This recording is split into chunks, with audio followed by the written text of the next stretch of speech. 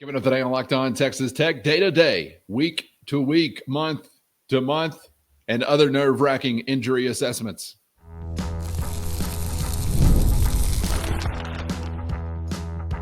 You are Locked On Texas Tech, your daily podcast on the Texas Tech Red Raiders. Part of the Locked On Podcast Network, your team every day. Great to be with you again on Locked On Texas Tech on the Locked On Podcast Network, your team every day, always free and available on YouTube or anywhere you get podcasts. And thanks as always for making us your first listen. Today's episode brought to you by Gametime. Download the Gametime app, create an account, and use our code LOCKEDONCollege for $20 off your first purchase.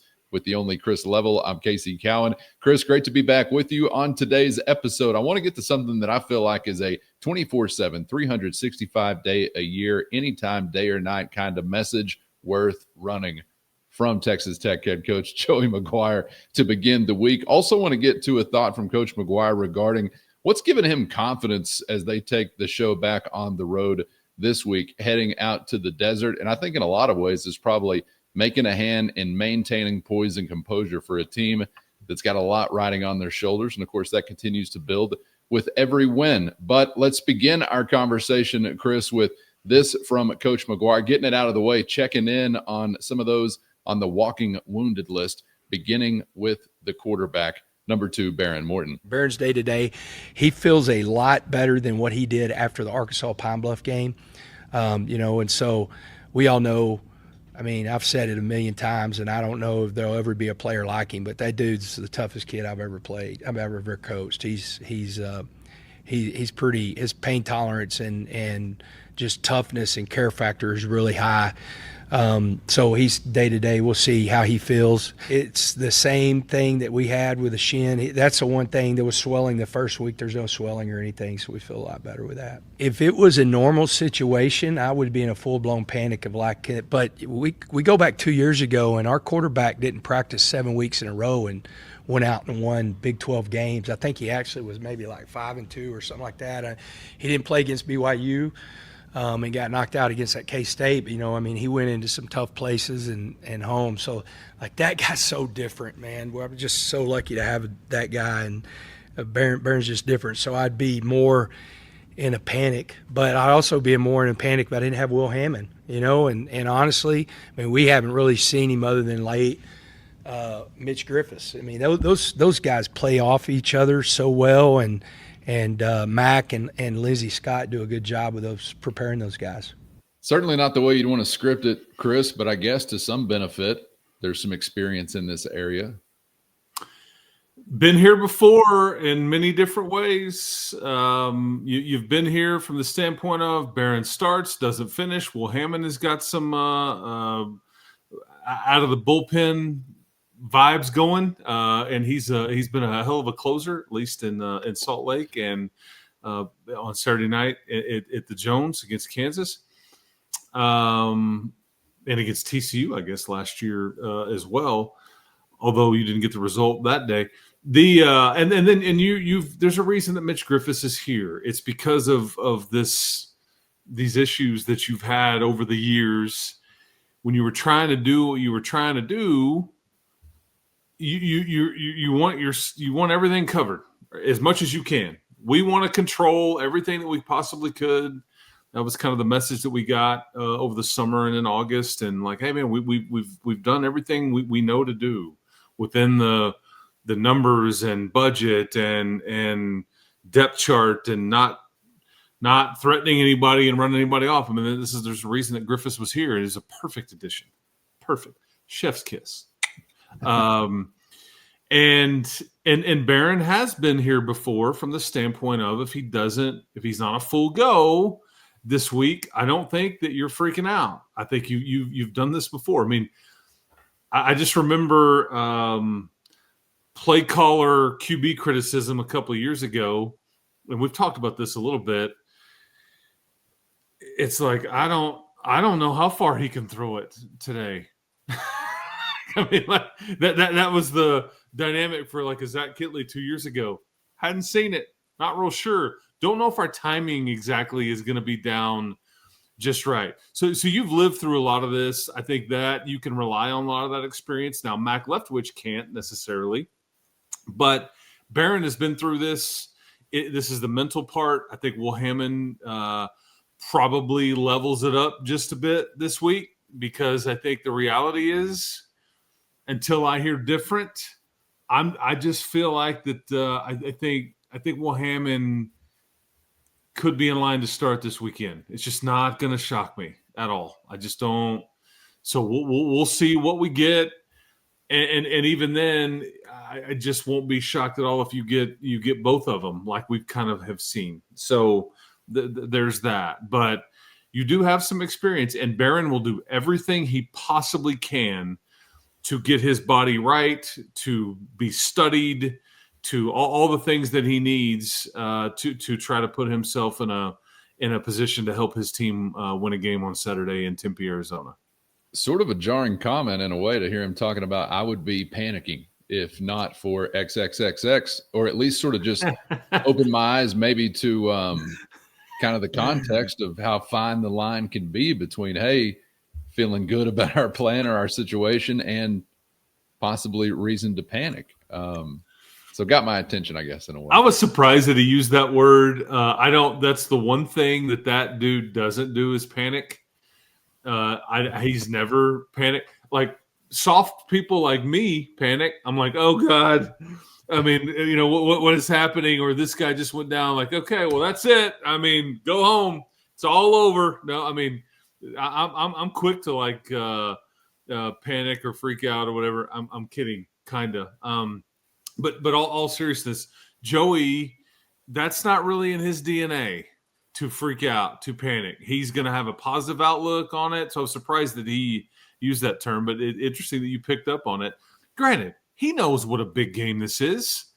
Your guy has started. Your starting quarterback has started every game so far this year, and so this will be an interesting one to not have that.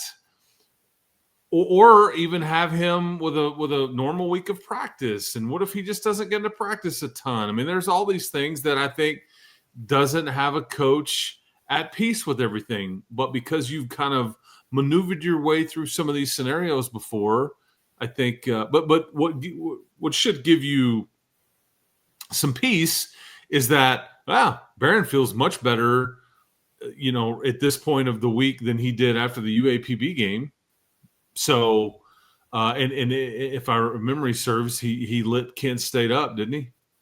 Think so. Yeah. Now, granted, Kent State's probably a little bit different than Arizona State in Tempe, but still. And geography.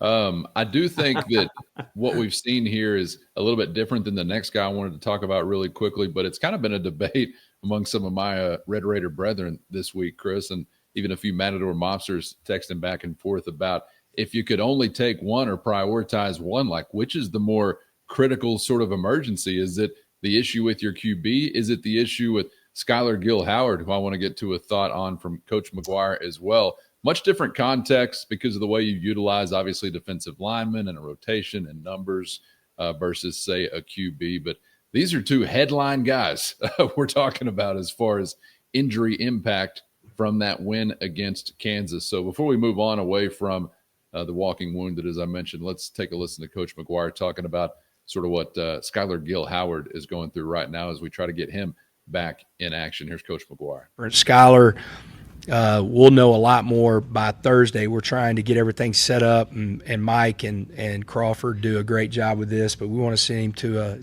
his ankle.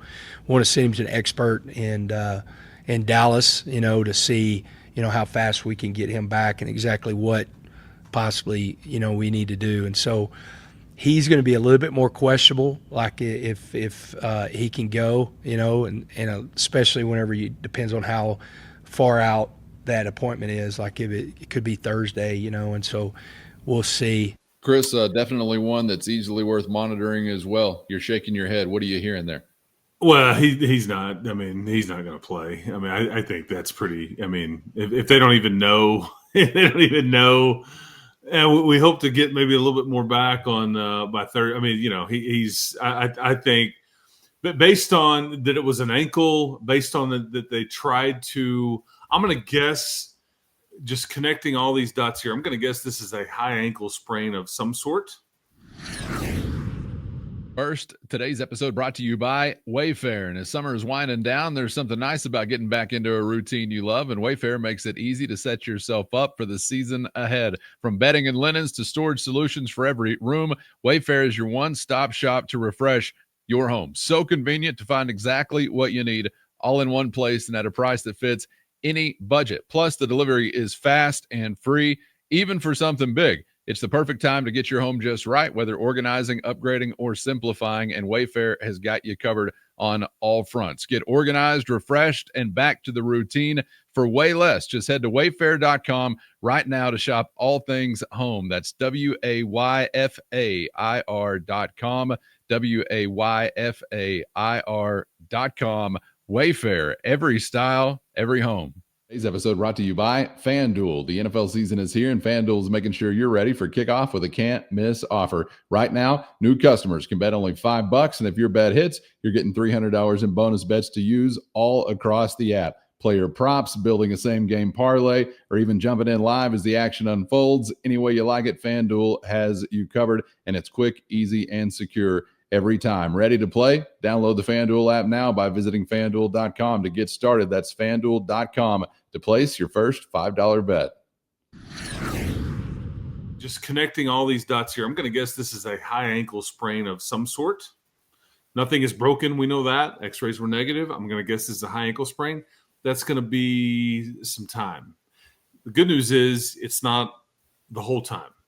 So if you could operate on, I think the best way to look at this is like, can we get you ready for Kansas State? Can we get you ready for that trip? Don't think we may need you for Oklahoma State. The Arizona State games, it's just too soon. This is me talking. This is my opinion.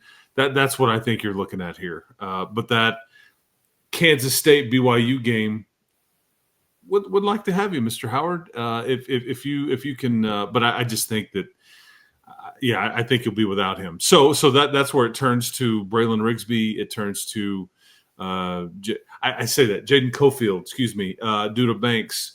Rigsby's more of kind of like an end that sometimes plays inside. So AJ Holmes starts. I think. This is Duda Banks and this is Jaden Cofield is next man up. So that's what I'm surmising. Maybe I'm wrong there, but I have a feeling I'm probably right. So unfortunately, but the good news is, Cowan, though, is you will see him again. Yeah. That's what I wanted to make sure we weren't really hearing was pulling back on some of the optimism we heard about him from the weekend. In that it wasn't going to hopefully be a really long-term thing. Unless they go to Dallas and they say, ooh, we didn't see this before, or hey man, did you know that? I mean, now that's the one caveat, but based on what you know right now, no, this is short-term, because the meaning of sending him to Dallas, the specialist, is, hey, do you have a way that we can get this fixed or get him feeling better quicker? So time is of the essence. That's why I say Kansas State, BYU games, things like that. So there you go. I thought I felt like some of the optimism for Baron Morton as far as the immediate game upcoming, that was a little more muted. And this was just based on some national reports, not Coach McGuire's own words necessarily, leaving Saturday. But from Saturday to Monday, I felt like, I don't want to say that headed in the wrong direction, but maybe I was just a little too optimistic about the very next game. Whereas Gil Howard, I definitely was kind of thinking, all right, what are we talking here as far as a few or whatever? Did you pick up on that? Am I reading too much into it? I thought there was a little more, I don't know, some suggestion or feeling that we can expect Morton to still be there. And maybe there is. He did just say day to day. It's not like a ruled out thing. But I think Barron has a really good chance to play this weekend. I think he'll be there no matter what. To your point, I don't know if that's exactly what you were asking for, but right, wrong, or indifferent, he will be in Tempe, Arizona, and I think again he will put himself through whatever he needs to do at all hours to heal it up, to feel better, to study, to all the things. You just, at some point though, you ask yourself, can you do everything that we need done? Can you protect yourself if it's just too painful, or you're not mobile enough, or whatever? You're gonna have to trust Will here. You're gonna have to trust me and all that. They will go through the week and they will try to squeeze in a few reps here and there, and whatever reps that Barron doesn't get, Hammond gets, and Mitch Griffiths will everybody will just kind of have to turn the volume up a little bit on the practice and the preparation aspect in that QB room, just because there's a bit of an unknown there. And I think everybody's looking at it, depending on who you are, going, I'm one snap away. And it really applies to everybody there. Sure.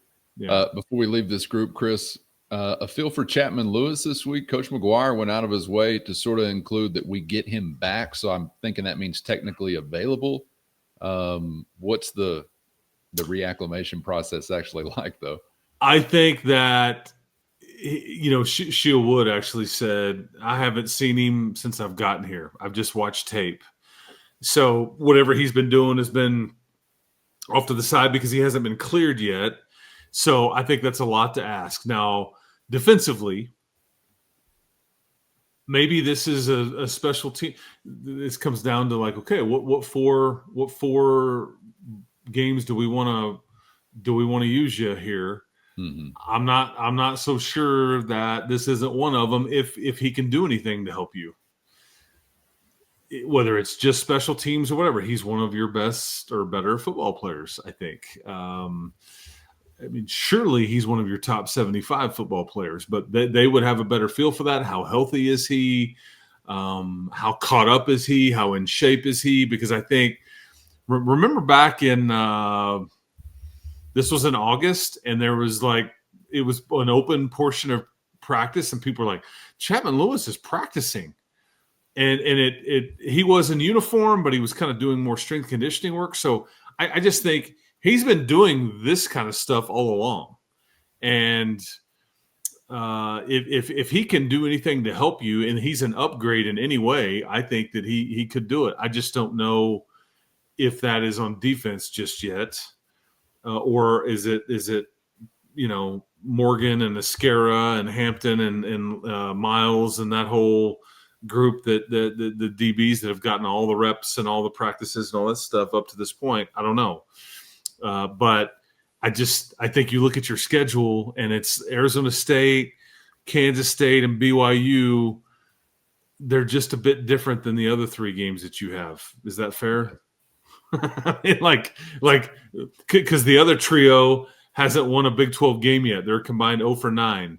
I'm not trying to overlook anybody. I'm not trying to assume anything, but the Arizona State, the BYU, and the Kansas State games are just different than the other three. And so if you are going to use him in some capacity, maybe this is one of the four that you utilize him in, because he can give you 4 of the remaining 6, and then after that he would be clear to do whatever you need in any sort of postseason. This is an all due respect podcast. We overlook no one. And so we are, as you'll hear Coach McGuire talk about this week, we are mission focused as it relates to the task upcoming. First, though, Chris, I wanted to take a listen to Coach McGuire talking about getting back to what is before them this week and talking about what's continued to give him confidence when they set out on the road, or they set out with pressure building around them, when they set out into difficult circumstances, which is exactly what you find whenever you got a single digit beside your name and you continue to stack wins. And you're also facing a team that you actually beat last year. We'll get to more on the motivation when it comes down to this particular matchup, but take a listen to Coach McGuire talking about what is giving him confidence as they navigate this season. I wished I could tell you it's something I said, but I think we got an older team. I feel really good that number 9 and 31 and 2 and 33 are going to be on the plane to Phoenix, and give us a great opportunity. Whenever you have guys like that, I feel great that I'm going to walk buying, our big boys and, our top dogs sit in first class. Our donors and our coaches don't sit in first class. Our players do. And I'm going to walk by Jacob Rodriguez, and he's going to have that cowboy hat, and he's going to put it up in the plane. I mean, when I see guys like that on the plane with me, I feel really good that we have an opportunity to go win a game. I think that's it. I think the guys, we've talked a lot about, I want to say business trip, but, we've used some different things. Special forces have never won a game that we know of at home. They have to go on the road and win games for the United States. And so we talk about a lot about that, of being focused, mission focused. And biggest thing though is the players, man. They've really bought into what we're doing, and they're going out and playing at a high level. Did you hear the numbers he mentioned, and did you notice that one he did not mention? This is why I'm mentioning to you, I don't think Skylar Gill-Howard is playing. I mean, he rattled off the starting defensive line, and A.J. Holmes was part of that. I think that's just a coach being very transparent there. So just wanted to throw that out there. I feel good about life when I see 9 and 31 around me too. Yes. For whatever reason, I feel like, it's like it does give you a lot of confidence. Number 10 gives you confidence. Number 6 gives me confidence. There's a variety of guys that on that team that have been through it. The whole road thing is just not really a thing anymore. You've I think crushed that. But here's the thing. Right now, I want to make sure, like BYU, Houston, and Utah, they're at or near the top of these standings. Okay, they are all 3-0 on the road this year. You're 2-0. You need to continue to win on the road. Like, it's about holding serve and about maintaining your spot. And this is what really good teams do. It's never easy at times. I think the first 2 road games, you kind of muddled through a little bit of it, or you play a really good game and you kind of pulled away at the end. But I wouldn't say that either was necessarily easy. And it's going to be the same this weekend. But you figure out a way to get a result and you get the heck out.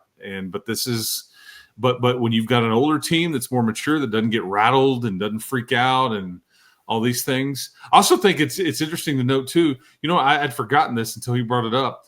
Mac Leftwich went against these guys last year. This is an Arizona State team that played in San Marcos last year as part of the home and home matchup. So he's actually seen their defense and all that. So there's plenty of knowledge here that I think certainly helps you.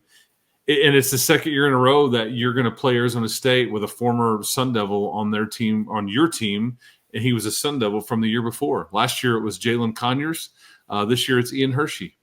So just kind of a weird dynamic there. But yeah, I mean, I just think you've got to go figure out a way to get another result on the road. And it's and your guys up front on defense and on the offensive line too. I think that should give a coach a lot of confidence when you've got really good big people, and you do. Yes, indeed. And I want to return actually to an accommodations conversation in just a moment before we wrap it up, Chris. But I also think not just the road thing, but if you want to have the season you're trying to have and you're sort of on the way to having, the pressure will just continue to build exponentially. And it's going to take a lot of those intangibles we're talking about to really set the tone you want from week to week and kind of try to keep those things even killed, because there's going to be a lot of press in all directions probably if you continue to do these kinds of things. So that'll be a part of the challenge as well. But I'm glad to have some of those gray-haired, sort of, among college athletes at least, guys there at the front of that list who have been around the block a time or two. As for the accommodations, did you notice anything about what Coach McGuire had to say? If you did not, he emphasized further something that I think should be blasted from a speaker all around the world. First, today's episode brought to you by Gametime. Have you ever decided at the last minute to head to a ball game with friends or family? Maybe it's game day and you suddenly feel the call of the stadium. That's exactly where Gametime comes in. It's the easiest way to grab last-minute tickets without the stress. And with the money you save on tickets, you can then splurge on foods, drinks, gear, and more. Gametime makes it all possible. And best of all, Gametime makes buying tickets fast and simple. Prices on the app actually drop the closer you get the first pitch, and they've got incredible last-minute deals, clear seat views, and a lowest price guarantee that takes the worry out of buying. And if you're like me, you get tired of endless scrolling trying to find the best deal, and that's why Gametime's Zone Deals is the go-to move, since it automatically picks the best seats in your section for you at the best price. And as always, you can get a view from your seat right there in the app, so before you buy, you know exactly what you're going to see. Take the guesswork out of buying tickets with Gametime. Download the Gametime app, create an account, and use our code LOCKEDONCollege for $20 off your first purchase. Terms apply. Again, create an account and use our code LOCKEDONCOLLEGE, Locked On College, for $20 off. Download the Gametime app today. Last minute tickets at the lowest price, guaranteed. As for the accommodations, did you notice anything about what Coach McGuire had to say? If you did not, he emphasized further something that I think should be blasted from a speaker all around the world, and let's say around the clock as well. Take a listen. If you're a big guy that wants to sit in first class and you play offense and defensive line, you should come to Texas Tech.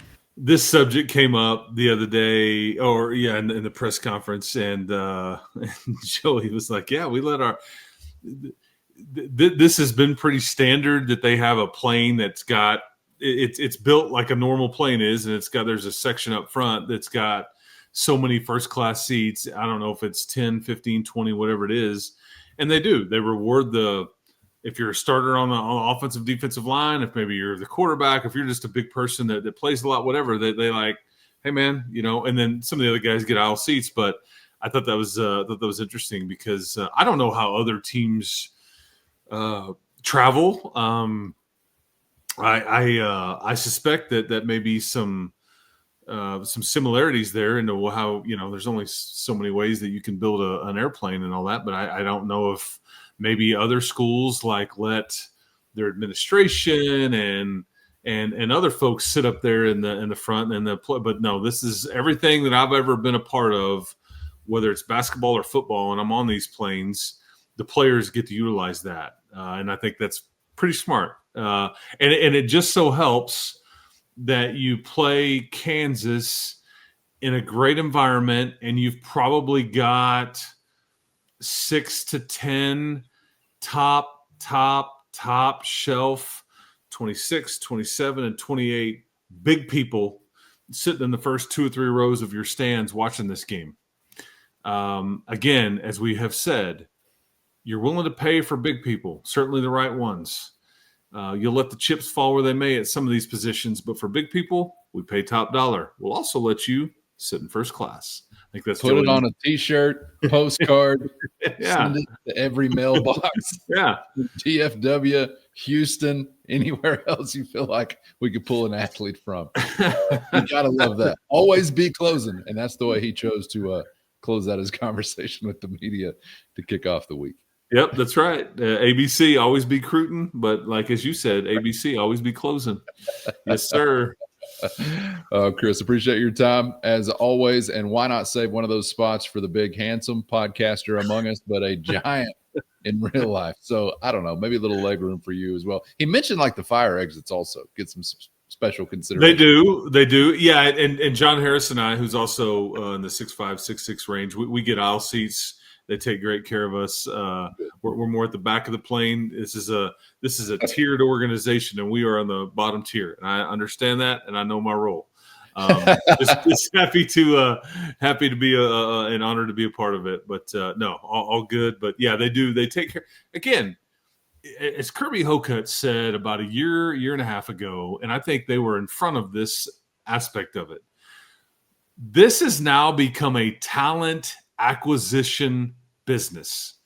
Najee Kennedy, what you've done in basketball, what you've put together in football, we're done building stuff around here. This is a talent acquisition business, and it's the little things. And if we can get you perked up because we'll let you sit in a bigger seat with more legroom on the airplane, then gosh dang it, that's what we're going to do. So Yeah, I just if you're an offensive or defensive lineman out there, they will fly you first class. Yes, that is the truth, because I've seen this behavior over the last 4 to 5 years. My damn self. Gotta love it. Gotta love it. All right, Chris, appreciate your time as always, man.